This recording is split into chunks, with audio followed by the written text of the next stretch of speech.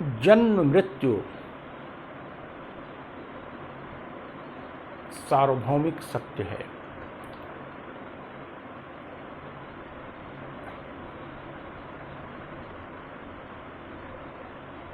मृत्यु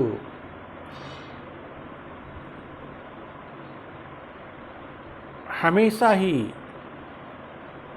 बहुत नज़दीक रहती है,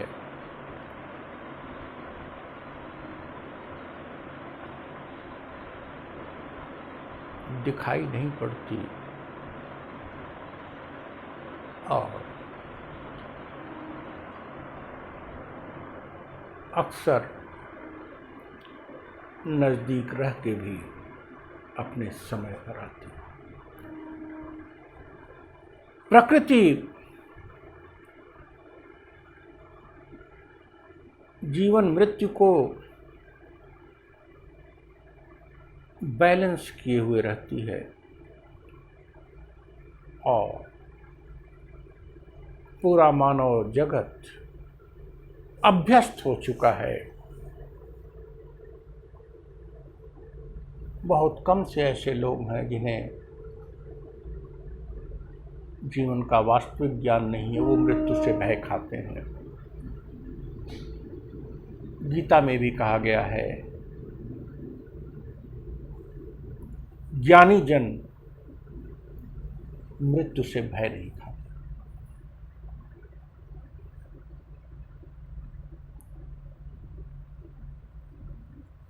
जन्म मृत्यु का चलता रहता है, मृत्यु किसी की भी कभी हो सकती है और वो कुछ विषाद के क्षण होते हैं। मृत्यु अदृश्य है, लेकिन जब मृत्यु दिखने लगती है, यह दृश्य हो जाती है, तो यह आतंक पैदा करती है। युद्ध की विभीषिका, भूकंप, ज्वालामुखी, समुद्री तूफान, महामारियां, ये सब मृत्यु से मानव को साकार कर देते हैं, सामने दिखाई पड़ने लगती है और जब सामने दिखती है तो वह भय पैदा करती है और बड़े बड़े ज्ञानी जन भी तब विचलित हो जाते हैं। कृष्ण की उपस्थिति में भी अर्जुन जैसा धनुर्धर विचलित हो गया है अपने स्वजनों की मृत्यु को नजदीक से देखकर। उनको दिखाई पड़ने लगा कि युद्ध जब शुरू होगा तो दोनों तरफ से लोग मृत्यु प्राप्त करेंगे। तो प्रकृति अपने बैलेंस से हट के जब कभी काम ऐसा करती है और मृत्यु का आतंक पैदा कर देती है। मृत्यु उतनी बुरी चीज नहीं है। Death is not bad as terror of death is bad. मृत्यु उतनी बुरी नहीं है जितनी कि मृत्यु का आतंक, मृत्यु का भय और मृत्यु का दृश्यमान होना।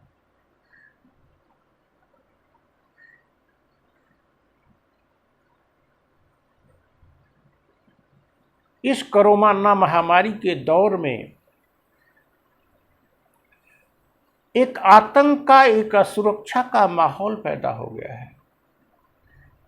हमारे बीच के लोग जिन्हें सामान्य तौर पर अभी नहीं जाना था, हम लोगों में से बहुत से लोग चले जा रहे हैं, जल्दी चले जा रहे हैं और दृश्य हो रहा है कि कौन न चला जाए।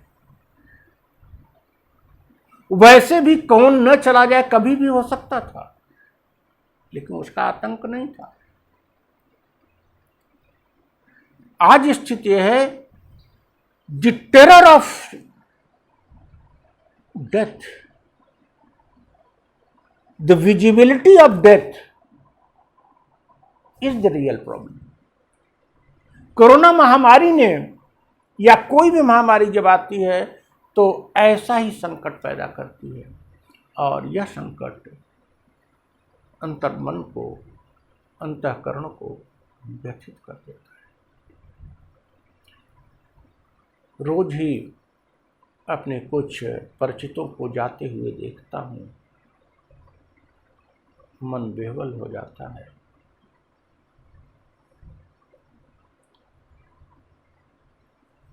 कब सोचता हूँ कि अभी तो उनको नहीं जाना था, इतनी जल्दी क्यों चले। लेकिन जब सोचता हूँ कि जाना तो था ही, तो मन शांत होता है। लेकिन भय, आखिर ये भय किसका है? जो टेरर पैदा कर दिया है। इस महामारी ने एक टेरर पैदा कर दिया है, और जनसामान्य को, सबको दिखाई पड़ रहा है। सबको लगता है कि मेरे पास तो नहीं मृत्यु है, मेरे पास तो, वो चौकन्ना हो गया है। आगे भी देखता है, पीछे भी देखता है, ऊपर भी देखता है, नीचे भी देखता है, कहीं मृत्यु तो नहीं आ रही कोरोना के रूप में। जब कोरोना से लोग ठीक भी हो रहे हैं, लेकिन कुछ लोग जो हमारे लोग जा रहे हैं, तो क्या यह डेथ का भय पहले नहीं था? क्या हमारे आगे पीछे ऊपर नीचे डेथ नहीं था? था, दृश्य नहीं था। आज हम सशंकित हैं, और ऐसे में हम क्या करें?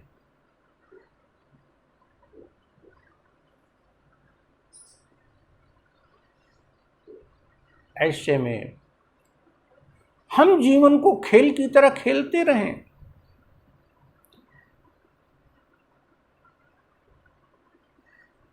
जो दृश्य नहीं था उसको भी देख लें कि वो दो हम देख नहीं रहे थे, जान के देख।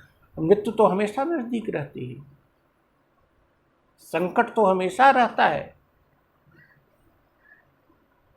सुख दुख, मृत्यु तो बड़ी बात है, सुख दुख की ही बात कर लीजिए। अगर दुख आपको दिखाई पड़े कि ये दुख आने वाला है, ये दुख आने वाला, तो उसका टेरर कितना भयाक्रांत करे।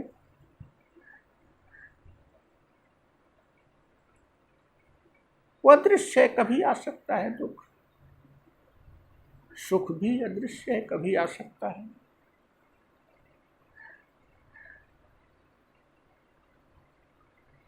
तो ज्ञानी जन वो हैं, जीवन जीने का मतलब वो है कि हम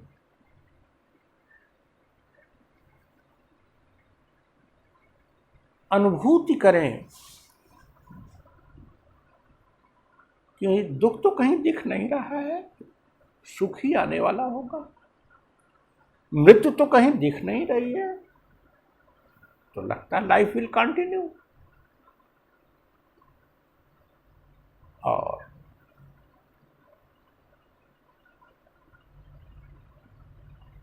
हंसते हुए, खेलते हुए, संघर्ष करते हुए इस दृश्य आतंकवादी से लड़ने की सामर्थ्य को अपने में बटोरते हुए, यहाँ एक बात और कहते हैं, जब अदृश्य मृत्यु होती है, दुख होता है, तो कभी भी काट सकता है आपको, लेकिन ये तो दृश्य है। और जब दृश्य है तो जरूर एक आतंक पैदा करेगा, लेकिन साथ साथ आपको इतना तो पता है कि ये महामारी विकराल है, छिप के वार करती है। तो हम सावधान रहें, जीवन को जैसे जीते थे उससे भी अच्छे से जिएं, और हर दिन को हंसते हुए, खेलते हुए, संघर्ष करते हुए और अपने दुश्मन